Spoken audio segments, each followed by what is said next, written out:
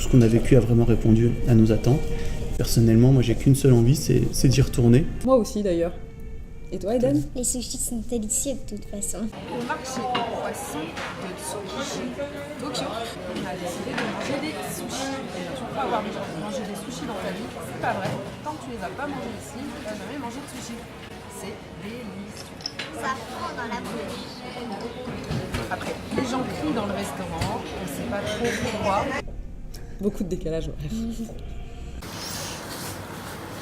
Voilà, t-shirt. Alors qu'est-ce que t'en penses de ce petit déjeuner? Très bon. Par contre, il me faut vraiment de l'eau.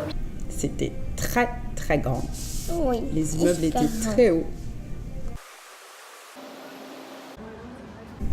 Et j'ai bien aimé le quartier de notre guest house.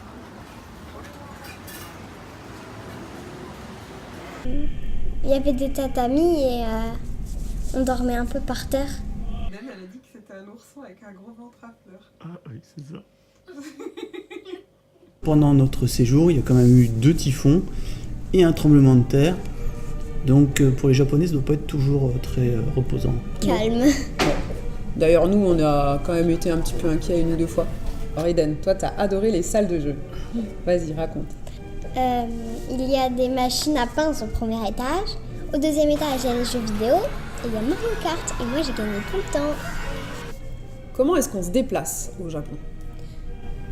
En voiture, mais en bus et en train. Les Shinkansen, et ils vont très vite et on les prend comme un peu... Un peu comme des métros. Un peu comme des métros. En tout cas, ils sont très confortables. Même, il y a beaucoup d'espace entre les sièges. On peut les tourner. Voilà. Et on a de l'espace parce qu'on peut les tourner. Il y a une pédale. Tu tournes la pédale et tu peux retourner le siège. À chaque fois, il y a 2. Et après, tu peux retourner ton siège pour que ça fasse un truc Un de carré. 4. Comme ça, les sièges sont toujours dans le bon sens. Moi, il y a autre chose aussi en transport qui m'a pas mal amusée. Quand on avait un doute sur où on allait, eh ben, on se repérait à l'horaire. Alors, à l'horaire de train, très bien. Ça, on pouvait encore à peu près voir en France, imaginer ça en France. Mais même aux horaires de bus. C'est-à-dire que si on savait que le bus devait passer à 11h12, ben, le bus, il arrive à 11h12 à Tokyo. Google Maps nous a sauvés pas mal de fois. Non. On a quand même dû demander à une japonaise parce que Google Maps nous avait perdus. Ah oui, alors par contre, si vous êtes perdu, de toute façon, au Japon, les gens, ils vous aideront toujours. Ils feront des gros détours pour vous amener exactement à l'endroit que vous recherchez. On a traversé tout un énorme magasin avec une japonaise. Ouais, nous a accompagnés pendant 10 minutes au moins Ouais, pour au nous moins. amener. C'est moi qui conduis, eux ils pédalent. On a mangé plein de trucs bizarres. Mais Voilà. c'est délicieux. Nous, on a fini par se dire, même quand on ne sait pas du tout ce que c'est, eh ben, ça On nous a un donne juste traducteur. envie de goûter. Et ah oui, on avait aussi le traducteur, ça a pu nous sauver 1 ou 2 fois quand même, mais pas que pour la nourriture. Elle voulait acheter de la crème de jour, elle a failli acheter du dentifrice. Bon, à part ça, qu'est-ce qu'on a mangé de bizarre? On a mangé des okonomiyaki. C'est des espèces de tortillas, omelettes avec plein de choses à l'intérieur. On a mangé du poulpe. Beaucoup de poulpes sous Beaucoup toutes de ses poulpes. formes. Du poisson cru, Beaucoup cuit, de poissons. sec, Sec. séché. Ça, moyen ça. Ouais. Il râpe du poisson qui est séché pendant 8 mois, fermenté. Et ça fait des petits copeaux de poisson qu'ils mettent dans des soupes pour faire la soupe miso. Il Hyper savoir bon. Ouais, c'est vaut très, mieux très pas bon, mais savoir, il faut mieux pas savoir comment comment c'est. c'est fait. La soupe miso, c'est délicieux. À voir ce qu'il y a dedans, un peu moins. Alors, du sucré, du salé, de Il y a- l'acide, de l'aigre et du unomi. Unomi. En fait, c'est le goût pur des aliments, sans ajout de sel. Par exemple, un bouillon de légumes ou un bouillon de viande. Voilà, c'est unomi. Moi, quelque chose qui m'a étonnée, c'est que je me doutais que j'allais manger des poissons bizarres, que j'allais avoir des goûts que je connais pas. Je ne m'attendais pas à ce qu'ils soient aussi gourmands de petites choses sucrées. Ah ouais, là c'est... Oh, il y a des choses vraiment hyper sucrées que j'arrive pas à manger. Ah, mais même, il y a plein de pâtisseries, confiseries. Ils s'offrent énormément de petits gâteaux. Voilà, donc ça, c'est très chouette. Et puis surtout, il faut absolument tout goûter parce que c'est globalement extrêmement bon au Japon et très varié. Et on ne se lasse pas.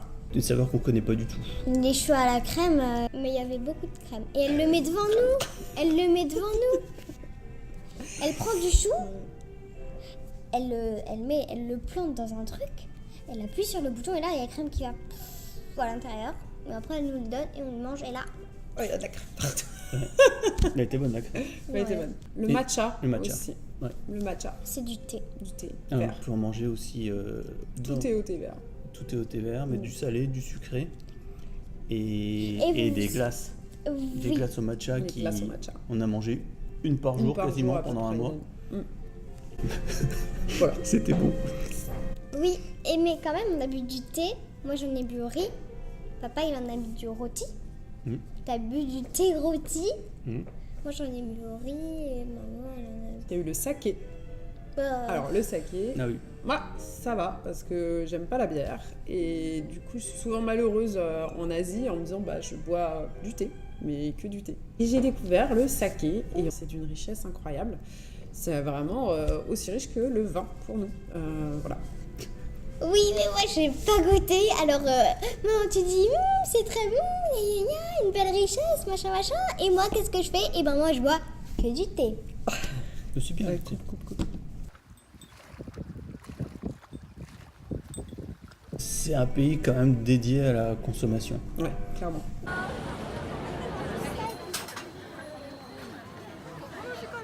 Ah oui, c'est pour moi. Tous les maîtres ont envie d'acheter quelque chose et C'est un problème. c'est un problème, enfin surtout pour. Autour du monde. Vous avez pas voulu m'acheter Non, non, un cache écouteur. Et maintenant, on n'en trouve plus. Il y a le rez-de-chaussée que nous on connaît pour les commerces, mais eux, il y a un rez-de-chaussée, premier, deuxième, troisième, quatrième et bien plus haut. Et encore, on n'a pas fait les bars et les discothèques parce qu'on est avec Eden. Ce que tu disais, Geoffrey, beaucoup de galeries couvertes, de rues couvertes. Mais il pleut pas mal au Japon, parce que d'ailleurs dans les achats utiles, on a acheté des parapluies. Donc il y a effectivement pas mal de rues couvertes.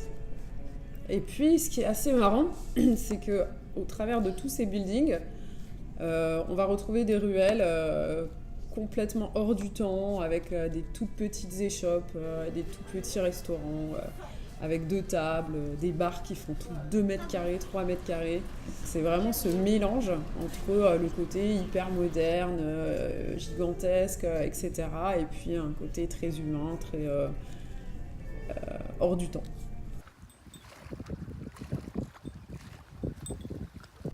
Eden, Oui, quel est l'endroit que tu as préféré au Japon? Nara. À Nara, c'est un parc avec plein de petits daims. Alors, nous sommes, vous voyez, au milieu des daims. Comme là, ils ont peur de moi. Donc, il y a les daims qui se prennent dans les temps. Et puis, on a vu un gros Bouddha de plus de 15 mètres de haut. On a été à Universal Studios. Vous savez qu'au Japon, ils sont réputés pour les énormes parcs d'attractions, les montagnes russes qui nous transpercent les yeux tellement c'est incroyable. Et ben, on a été là-bas et c'était trop bien. Allez, j'ai fait les montagnes russes de Harry Potter. Oui, voilà. Et après, tu as fait le monde interdit d'Harry Potter. Non, c'est le voyage Un interdit. voyage interdit. Et là, On est on a vraiment content. l'impression de voler. Et après, il y a de Et la on 3D où on volait. vole avec Harry sur son balai, Non, à côté. à côté. Oui. Souvent, quand t'es dans une montagne russe, t'es comme ça. Et ben là, il était comme ça. Et là, Et c'était hyper en grand, hyper haut. Moi, j'avais hyper peur, rien que de regarder le manège.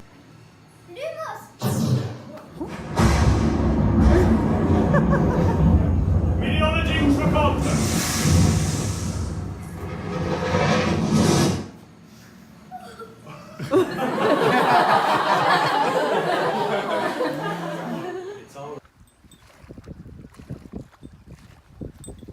Donc on a dormi là. Dans des ryokan. On est observé. Hi. En fait, on est dans le quartier du Puchon à Séoul. Et donc là, on est dans une maison-musée à Hanok, le Hanok. Donc, des ryokan, on se trouve dans des maisons traditionnelles japonaises avec des tatamis, donc ça sent bon. c'est certainement le meilleur hébergement qu'on peut avoir au Japon. Il y en a à tous les prix. On a fait vraiment des ryokan très traditionnels. Dedans, la plupart du temps, il y a des bains. Nous, on a eu la chance d'avoir au moins 2 fois des bains familiaux. Donc, c'est des immenses pièces dans lesquelles on peut se doucher ensemble. Et surtout, après, il y a un grand bain, limite petite piscine. Tout chaud.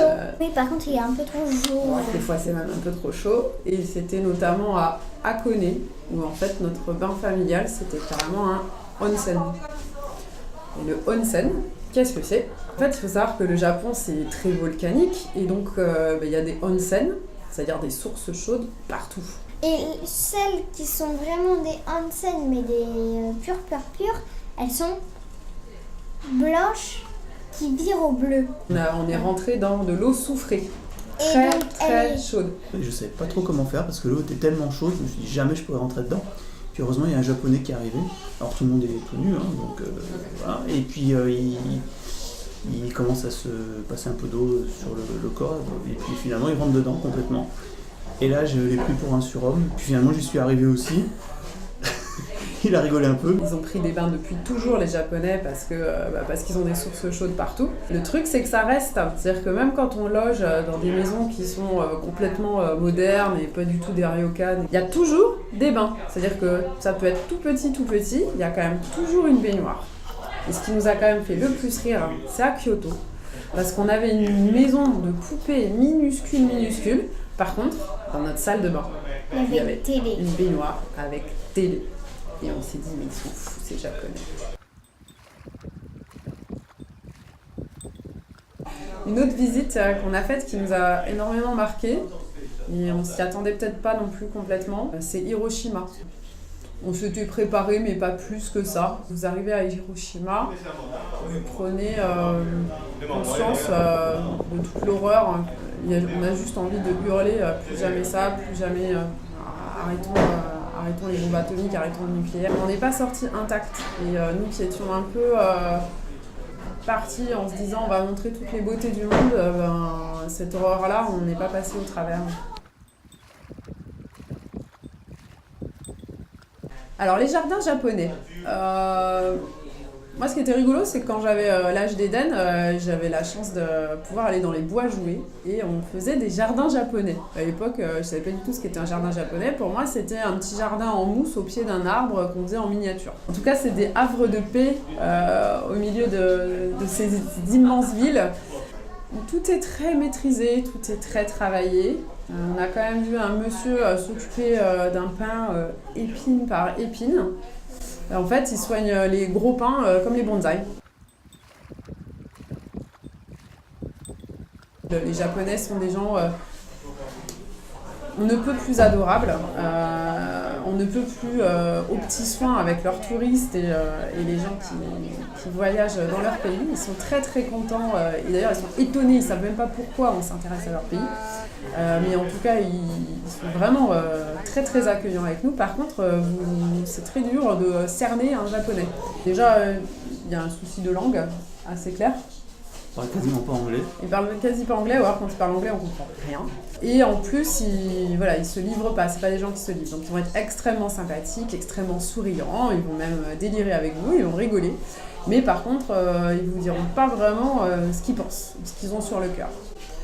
Ces gens qu'on sent très très travailleurs, on sent que vraiment tout est un peu orienté autour de ça et depuis le plus jeune âge, jusqu'à très très vieux d'ailleurs, parce que dans les ryokan, il y a des dames qui travaillent encore, je sais pas quel âge elles avaient, mais moi je pense plus de 80 ans. Ouais. Voilà, des mamies pliées en deux qui sont encore là à frotter le parquet, il n'y a pas intérêt à mettre les chaussures dessus. C'est extrêmement propre. Même dans une ville comme Tokyo, il n'y a pas de papier par terre. Donc, et si les gens voient un papier, ils le prennent, ils le ramassent et ils le ramènent chez eux. Et il n'y a pas de poubelle, donc ils le ramènent vraiment chez eux. C'est pour nous incroyable. Ouais, alors après, par contre, la place de l'individu là-dedans, on peut un peu se poser la question. Ouais, on connaît la vue du touriste qui découvre ça et qui voit que les bons côtés. On n'a peut-être pas la face B. Mais...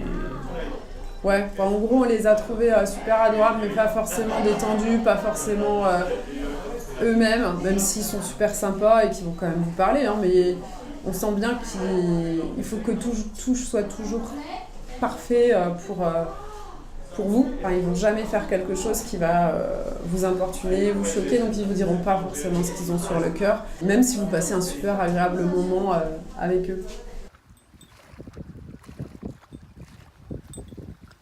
Le bilan ? En résumé, eh ben, on y retournera. Ou simplement visiter le pays ou vivre un peu de temps, c'est extrêmement enrichissant, agréable, ressourçant. On découvre plein de choses sur soi parce qu'il y a une telle différence entre leur style de vie et le nôtre que forcément ça met des choses en relief pour nous. Et en même temps, tout est extrêmement simple, tout est très reposant. Même si c'est des villes qui sont surpeuplées. Ouais, moi, je me serais bien vue me poser quelques mois au Japon, vivre un petit peu au Japon. C'est vraiment un pays super et on y retournera forcément. Ouais.